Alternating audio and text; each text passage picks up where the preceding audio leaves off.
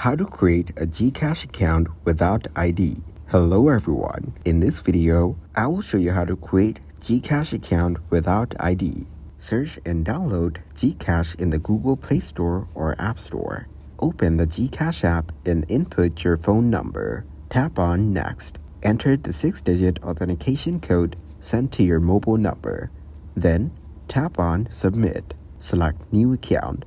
Fill in and review all required personal details, then tap Next, then Confirm. Set your 4-digit MPIN and tap Confirm. You'll be led to a new page that confirms you have successfully nominated your MPIN. Tap Go to Login to start using Gcash. Thank you guys for watching this video. Hope you got some value. Make sure to like the video and subscribe to the channel to get notified of new videos. See you in the next one.